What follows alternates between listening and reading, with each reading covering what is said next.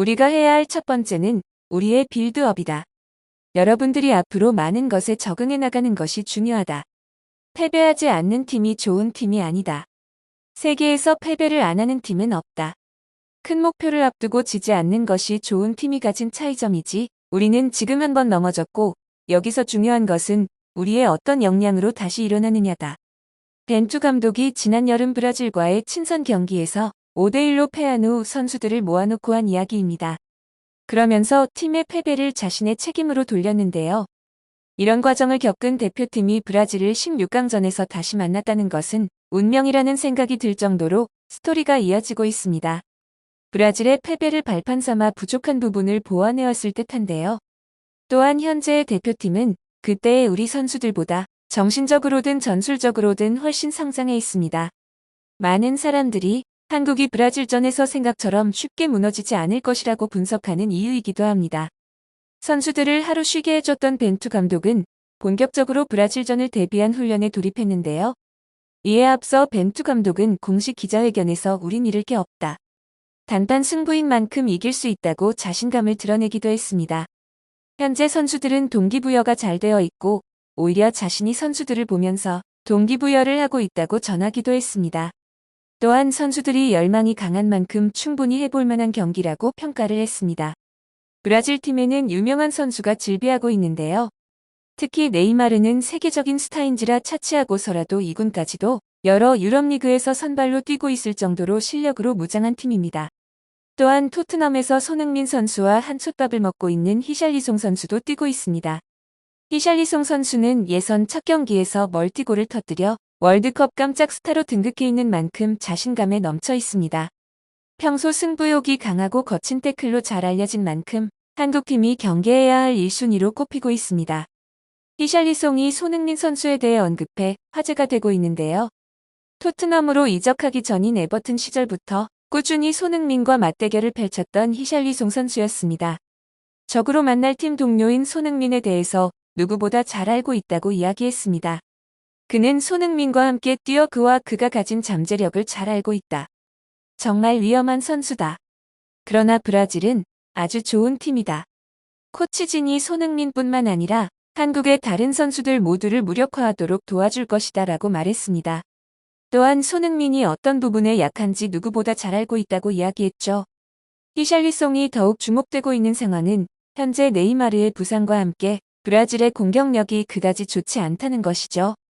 브라질은 세계 최강 1위 팀이라는 사실에 걸맞지 않게 예선 3경기에서 3골을 기록할 뿐이었습니다.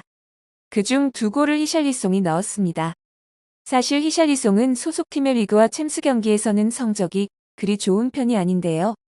자신의 몸값에 비해 활약하지 못하고 있어 팬들의 비난을 듣고 있는 상황이었습니다. 리그에서는 0골을 기록하고 챔스에서 1골을 기록할 뿐 골 결정력이 그다지 좋은 편이 아닌 것으로 보여지고 있습니다. 아직 김민재 선수의 출전 여부가 확실시되고 있지 않지만 김민재 선수의 수비력으로 충분히 커버가 가능한 상태입니다. 그렇기 때문에 네이마르의 출전 여부가 더욱 중요해졌는데요. 네이마르는 공개훈련에 나타나 부상당한 발로 강슛을 날리며 건재함을 드러냈습니다. 한국전에 출전할 것을 예고한 것이죠. 또한 그는 SNS를 통해서 기분 좋다.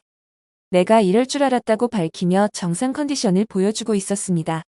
네이마르가 부상에서 완전히 자유로운 상황은 아닐 텐데요. 그만큼 한국과의 경기에 브라질도 만만의 준비를 하고 있는 모습입니다.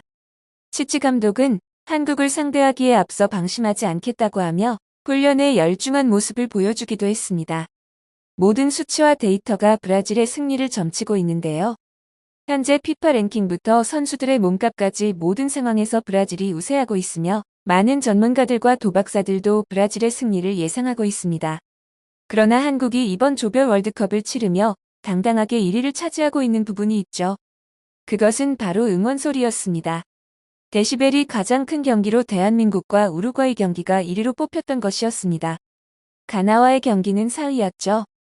그 정도로 한국팀 뒤에는 든든한 국민들이 있었습니다. 응원단의 절대적 열세에서도 나타난 열정적인 응원이었죠. 4만이 넘는 관중석에서 10%도 안 되는 한국 응원단의 소리였던 것입니다. 하지만 예상하지 못했던 16강전이기도 했기에 티켓을 구하지 못한 한국 응원단들이 많다는 안타까운 소식도 들리고 있습니다. 브라질을 꺾을 확률은 18%라고 말하고 있습니다. 그러나 특히 이번 월드컵에서 승률은 그리 중요하지 않습니다. 한국이 포르투갈을 꺾고 16강에 진출할 확률은 9%뿐이 되지 않았는데요. 그러나 당당히 16강에 진출했습니다. 또한 피파 랭킹도 중요하지 않았죠. 상위에 랭크되어 있던 벨기에, 독일 등 줄줄이 탈락을 했습니다. 세계 랭킹 1위라고 두려워할 것도 없습니다.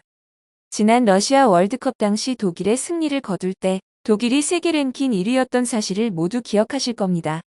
다시 한번 카타르에서의 승전보를 기대해봐도 좋을 듯합니다. 영상을 끝까지 시청해주셔서 감사합니다. 구독과 좋아요는 영상 제작에 큰 힘이 됩니다.